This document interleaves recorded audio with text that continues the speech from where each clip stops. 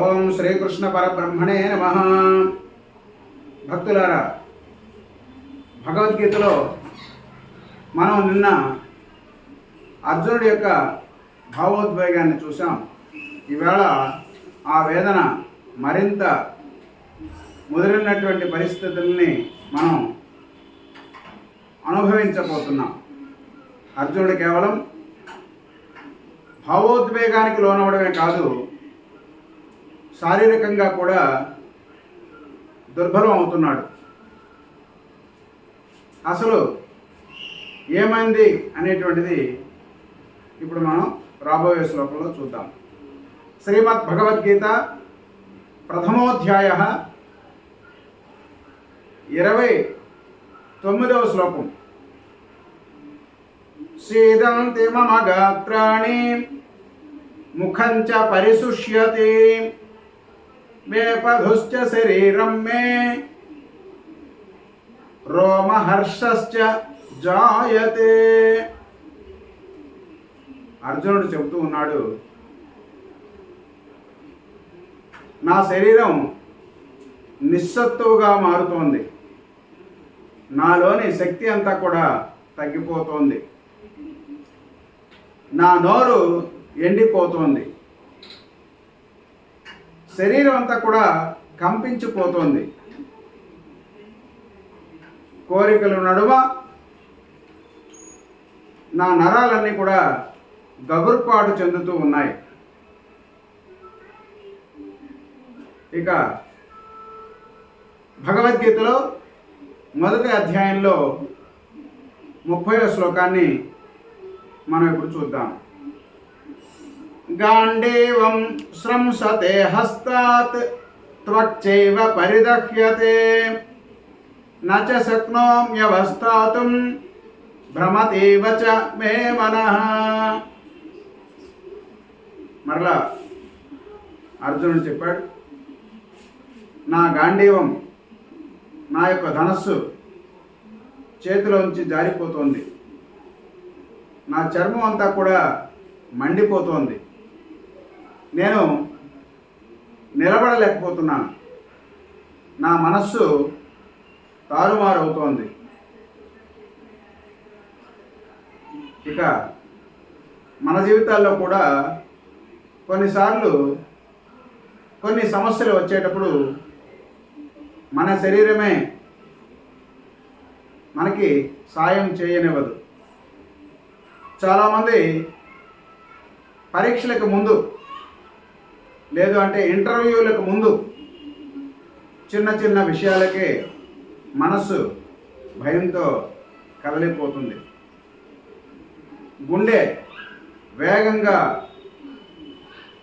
నడుస్తుంది, చేతులు అన్నీ కూడా చెమటలు పట్టేస్తాయి, బయటకి అసలేమీ మనకి కనిపించకపోయినా లోపల మనం పూర్తిగా నీరసించిపోతాం.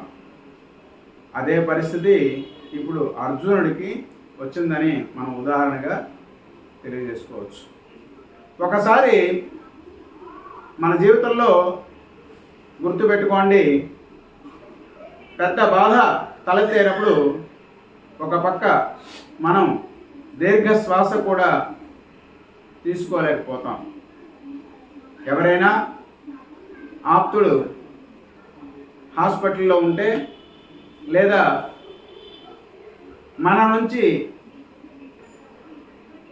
ఫలితం రాలేదంటే మన గుండె లోతుల్లో ఏదో ఒత్తిడి ఉంటుంది. అలాగే ఇక్కడ అర్జునుడు ఒక మహాయోధుడైన మనలాంటి మానవుడిగా ఇక్కడ భయపడిపోయాడని మనం ఇక్కడ చెప్పుకోవచ్చు. ఇక నేర్పు ఏంటంటే, ధైర్యం అనేది భయం లేనటువంటి స్థితి కాదు. భయం ఉన్నప్పటికీ ముందుకు సాగడమే మన యొక్క ధైర్యం. అర్జునుడు భయపడుతున్నాడు, కానీ త్వరలో శ్రీకృష్ణుని మంచి ఉపదేశం విన్న తర్వాత అతడే ధైర్యానికి ప్రతీకగా మారుతాడు. మనందరికీ కూడా జీవితం అలాగే పాఠాలు అనేటువంటిది నేర్పుతుంది. ఒకసారిగా భయపడినా, కదలలేకపోయినా ధర్మాన్ని ఎప్పుడు కూడా మనం పట్టుకొని నిలబడగలగాలి. మన బలహీనతను అంగీకరించడంలో మనం ఎప్పుడు కూడా సిగ్గుపడకూడదు. అది మన బలం. అర్జునుడు తన యొక్క భయాన్ని దాచలేదు, అతడు దాన్ని వ్యక్తం చేశాడు. అందువల్లే అతడు శ్రీకృష్ణుని ఆధ్యాత్మిక జ్ఞానం అందుకోగలిగాడు. మన జీవితాల్లో కూడా సమస్యల ముందు మౌనాన్ని వహించకుండా మన భయాలని అంగీకరించి దానికి మించినటువంటి ధైర్యాన్ని మనం పెంపొందించుకోవాలి. ప్రతి అర్జునుడిలో ఒక శ్రీకృష్ణుడు కనిపిస్తాడు. ప్రతి భయానికి ఒక ధైర్యాన్ని పుట్టించవచ్చు. ఈ సత్యాన్ని గుర్తించుకుంటూ మన ప్రయాణం కొనసాగిద్దాం. మనలో చాలామందికి సంక్షోభ సమయంలో శరీరం కూడా వెనక్కి తగ్గుతుందని అనుభవం అనేటువంటిది ఉంటుంది. విద్యార్థి పరీక్షా గదిలో అడుగుపెట్టినప్పుడు ఒక మాతృమూర్తి తన యొక్క పిల్లల భవిష్యత్తు బాధ్యతను మోయాలన్న భావనలో, అలాగే ఒక ఉద్యోగి ఇంటర్వ్యూకి ముందు ఎదురయ్యే ఒత్తిడిలో, అలాంటిదే ఈ యొక్క శారీరక ప్రక్రియ. మన శరీరం మానసిక పరిస్థితికి ఒక అద్దం లాంటిది. భయము, సందేహము, బాధ, ఆశ ఇవన్నీ కూడా మన శరీర భాషలో ప్రతిబింబిస్తాయి. అర్జునుడు దానికి మినహాయింపు కాదు.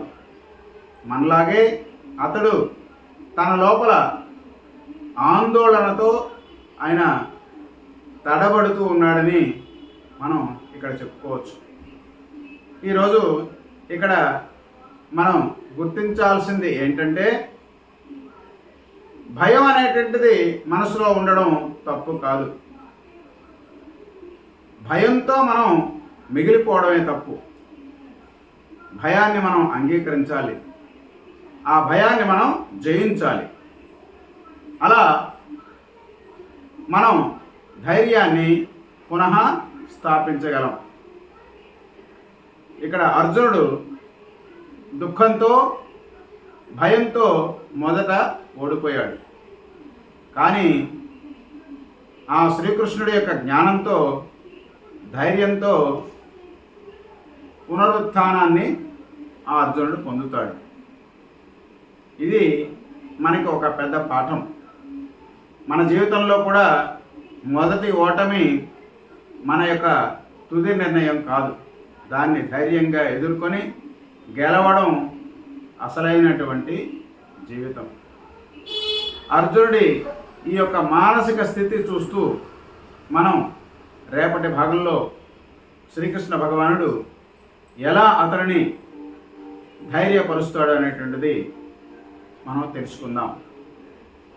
అద్భుతమైన మార్పు ప్రారంభం అనేటువంటిది రేపు ఉంటుంది. ఓం నమో భగవతే వాసుదేవాయ. అలాగే ఈ యొక్క ఎపిసోడ్ మీకు నచ్చినట్లయితే భక్తులారా, ఈ యొక్క భగవద్గీత సందేశం మీ మనసును తాకినట్లయితే దయచేసి ఈ యొక్క వీడియోని లైక్ చేయండి, మీ మిత్రులతో షేర్ చేయండి, మన ఛానల్ని బీకే శర్మ కన్సల్టెన్సీని సబ్స్క్రైబ్ చేయండి. ఈ యొక్క భగవద్గీత కార్యక్రమాన్ని మీ మద్దతు వల్ల ఈ జ్ఞానదీపం మరింత మందికి చేరుతుంది. హరే కృష్ణ. నమస్తే.